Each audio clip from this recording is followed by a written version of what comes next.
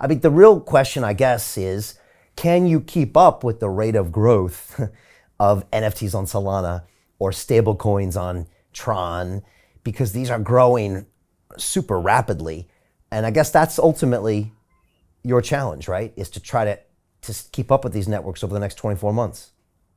Yes. So I think the so we fully realize that some of these networks are bigger in terms of the amount of capital locked in DeFi or the amount of NFT activity and so on.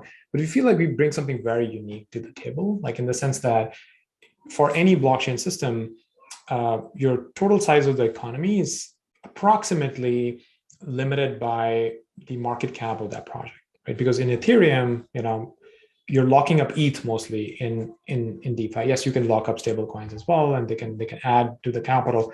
But on a first approximation, it's kind of like the market cap of that ecosystem.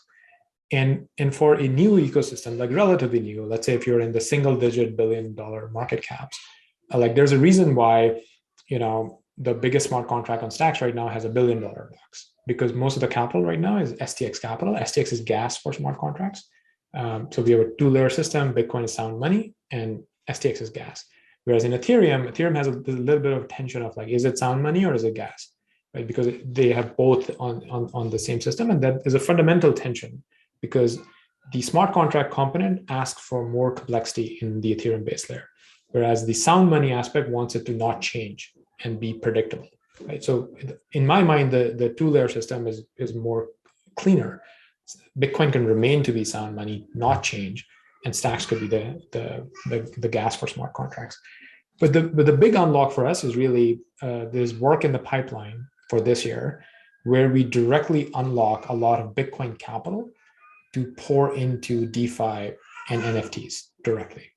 And then your theoretical limit goes from like a few $1 billion to $1 trillion, right? There's a ton of, most of the Bitcoin capital is passive, right? Only 1% of Bitcoin is wrapped as wrapped BTC on Ethereum right now. 99% of it is not. And I think those are the floodgates, right? Like where suddenly, the stablecoin collateral could be in BTC, and then you could have a much larger market cap for that stablecoin. And it's a little bit like there's a flywheel effect that happens because, and this happened with Ethereum as well, where people were deploying ETH capital into smart contracts, and that was helping kind of like grow the value of Ethereum because it was becoming a productive asset. And as ETH becomes more valuable, you can attract more developers and build more smart contracts, and it's like a flywheel, right? Like ETH keeps becoming more valuable and you have more capital to deploy. And interestingly, Bitcoin doesn't have that flywheel, but we are kind of like sparking it right now, right? Like as people would be able to deploy BTC and start earning yields there, Bitcoin will become more valuable because Bitcoin will be perceived as a productive asset at that point. And so many big players, like you mentioned, like Michael Saylor, or companies who have Bitcoin on their balance sheets would be able to actually earn money on BTC. So they're much more likely to hold BTC. They're much more likely to acquire more Bitcoin. And then the flywheel effect starts then. And that developers would be like, look, there's $1 trillion of capital available, and I can actually go and build an application for it, right? So I feel like Bitcoin is at a very unique spot right now. It is still the #1 cryptocurrency.